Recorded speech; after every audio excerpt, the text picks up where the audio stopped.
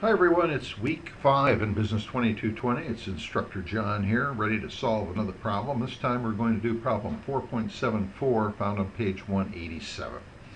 The situation here is that we have a student who's going in for an interview. If the interview is successful and things work out, this student is going to get an offer for an internship. There's a good chance it won't get an offer. In fact, what the student knows is that there's a 40%, that 40% roughly of the people who go for a job interview get an offer. Now, the student is saying, if I go in and I went in, I had my offer, my interview, I thought it was really good. What's the probability that I'm going to get an offer? What are the odds? What's the probability that I will get an offer from this company to be an intern? Well, the student knows that point 4 is that 40% of the people are going to get an offer, but the student also knows that um, in a prior year, of those students who did get an offer, 90% felt that they had a good interview, but of those students who did not get an offer, 50% thought they had a good interview. So, just having a good interview doesn't mean you're going to get a job offer. Obviously, only 40% of the people going in are going to get a job offer. So given these three facts, can we answer the student's question? If I have a good interview, what is the probability that I will get an offer?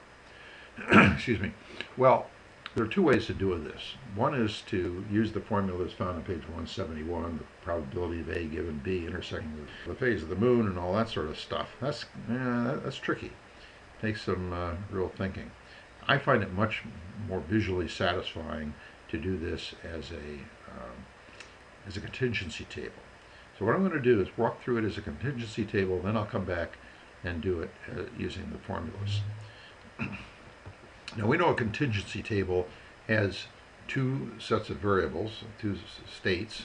In this case, we have one state being the result of the interview. I'll put that across the top. You could put it down the side. It's really arbitrary. And there are two possibilities, either good or not good.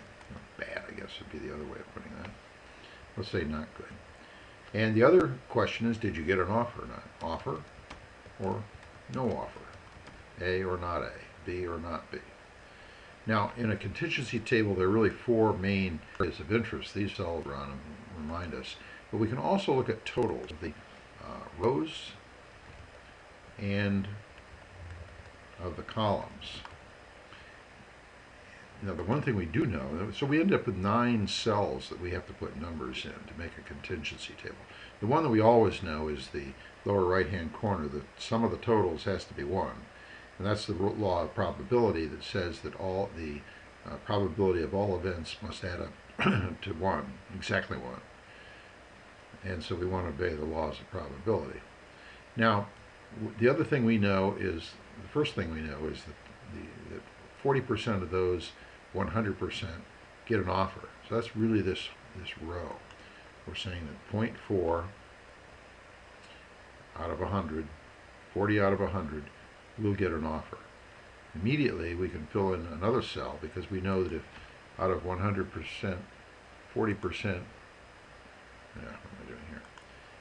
If we know that out of the 100%, 40% get an offer, we know that 60% don't get an offer. So we've already got 3 cells. Now, the next thing we have are these 0.9 and 0.5. Students get offer, good interview. Offer. It's really tempting to put the offer, that figure right there, and similarly to say offer or not, no offer, good interview, no offer, good interview. Let's put that one right there, right? Hey, well, here's the problem, obviously. This is not right. That adds to 1.4. Laws of probability say you can only get up to 1. You want to flunk the course and disobey the laws of probability. That's a good way to do it. So we're going to get rid of these. This isn't right. What this is really saying is that of the people who got an offer, 90% had a good interview. So of the 40% that got an offer, of that 40%, 90%, 0.9, had a good interview. Or the percent of people who have both a good interview and an offer is 0.36. Same way here. Of the students who did not get an offer, the 0.6, half, or 0.5, did not get an offer. And so that cell becomes 0.3. So you see what we're doing here is taking, and we'll get into the A given B thing in a minute here, but of those students who didn't get an offer, half, I'm sorry, I'm saying this backwards. Of those people who did not get an offer, half of them had a good interview. Now we're ready to fill in our next cell because we can simply add those two together to get the total. And in fact, now we can just go through and do subtraction. So 1 minus 0.66 gives us 0.34 because that row's got to add up. 0.6 minus 0.3, that row's got to add up. And this one is 0.4 minus 0.36. That row adds up. So everything adds up. And this column now adds up. 0.4, 0.30 gives us 0.34. So everything's great. We've got our contingency table. We still haven't answered the question though. If I have a good interview, what is the probability that I will get an internship offer? Well, it's tempting to go in and say it's 0.36, right? Offer, good? Well, no. This is saying if I have a good interview. Now, making that statement says, of those students who have a good interview, what proportion get an offer? This is the proportion of all students who have both a good interview and an offer. What we really want to know is, of this 0.66, what proportion, so that's a ratio, 0.36 divided by 6, 0.36 out of 0.66 get an offer, given that they've had a good interview. And there's our answer. Written in mathematical terms, and is probability of getting an offer given that we had a good interview. And that's what we found. Now, so when you're asked this question, if I have a good interview, take the if statement, and that narrows this table down to one particular column or one particular row. I could say, for instance, what's the probability of probability of offer given that we had a bad or no, not good interview? Well, we do the same thing. The if statement here, not good, gives us to this column. So we're saying, what proportion of those who did not have a good interview did not get an offer? Well, it's equal to 0.3 in that cell divided by 0.34 in that cell, or 88%. If you don't have a good interview, there's an 88% chance they're not going to offer you anything. But hey, there's a 12% chance that they will offer you a job. Why would that be? You had a bad interview. Well, maybe you're a good basketball player and they need another, they need a point guard for the team. So they're hiring you for some other reason than the results of your interview. Okay, let's get back to this question. We got to do this fellow with a formula. Well, let's look at page 171. And we're really talking about probability of A given B, where A is offer and B is good interview. Well, at the top of the page there, we see that what we're really asking is the probability of A, which is offer, intersection, and to get an intersection sign, incidentally, you hit the insert symbol. You can do this in Excel for virtually any machine, Mac or PC, regardless of version. It's in there somewhere. And there's the symbol. Now, because I've been using it, it shows up in my recently found, but if it's not in your recently found, then you have to sort of scroll up and, there's a million of these things. Look at all the crazy symbols you can have. I have lots of fun with symbols. But there, I have it, so I'll insert it this way. Insert, close. Offer intersecting with good. I'll use a shorthand here. And we're going to divide that by the probability of B, which is good. Now, unfortunately, we don't know either of those, so we've got to calculate them. Let's do the first one first, the numerator first. The probability of offer intersecting with good. Well, we can go down to the bottom of the lower part of page 171. A intersect B is probability of A of now what do we let's just back up before I get into this. Um, let's define what these terms up here mean in, again, logical terms. Well, first one is easy. It's the probability of an offer. The next one is the probability. Now, this is a contingency thing. The contingency is that they got an offer, so it's a good interview given that the student received an offer. And the next one is the probability of a good interview given we did not get an offer. Those are the facts we have.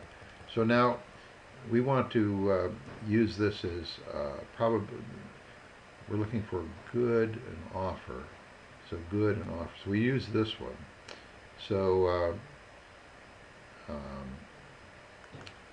we can do it either way. We'll use the, I guess we'll end up using the second equation, won't we? Because this is the probability of,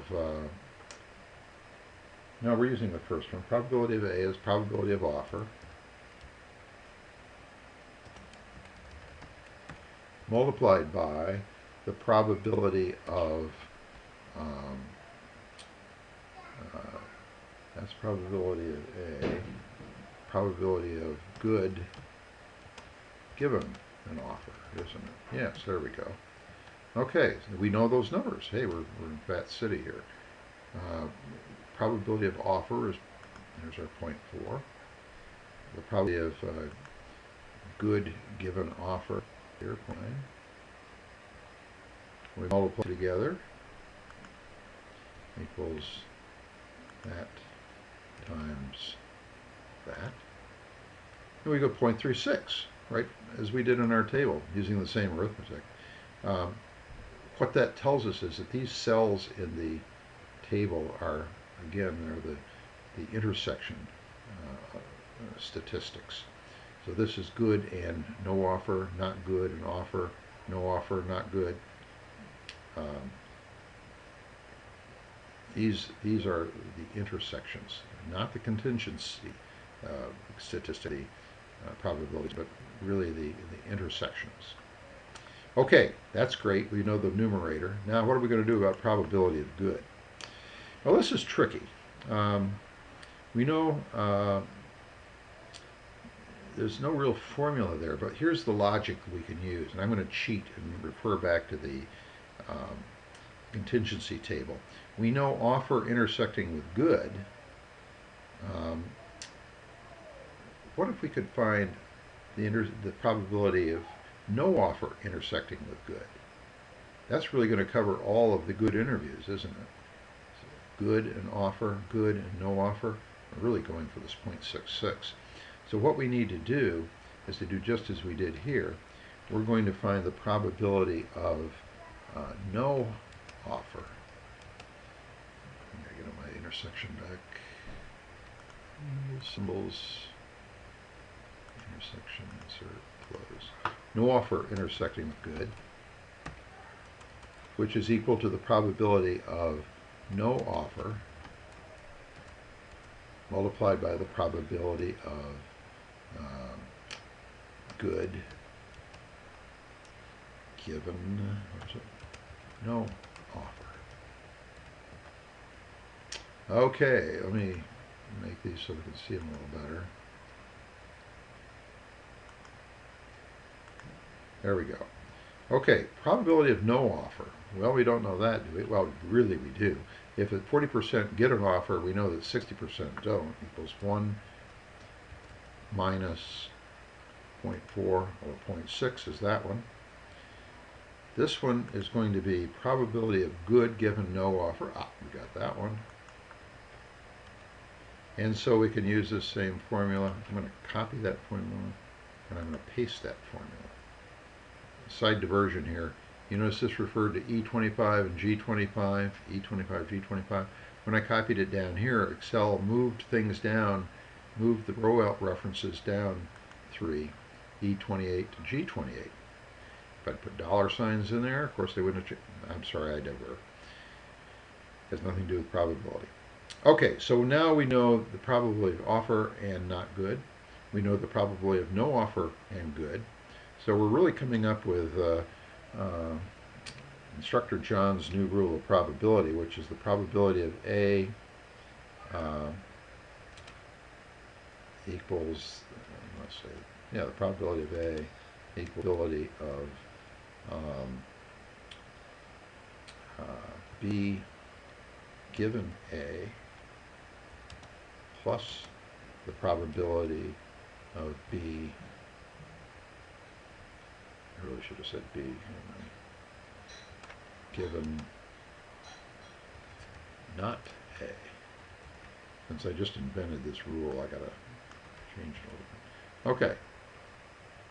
So we know B, we know offer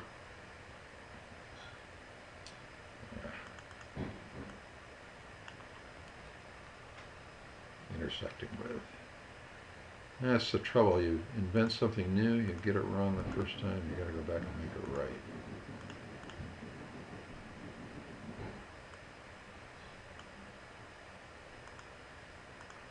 Okay. This is your witnessing history, maybe. I'll make that A again. Okay. Here's my rule. The probability of A is equal to B intersecting with A.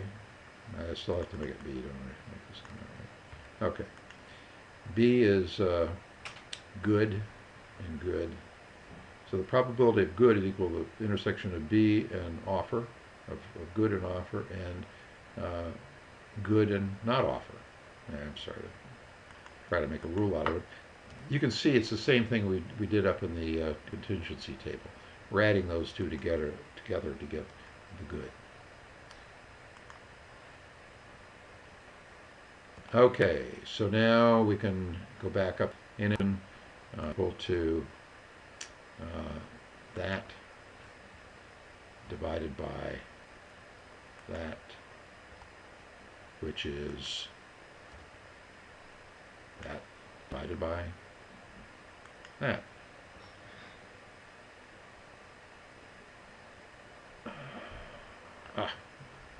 I just typed. It's equal to that divided by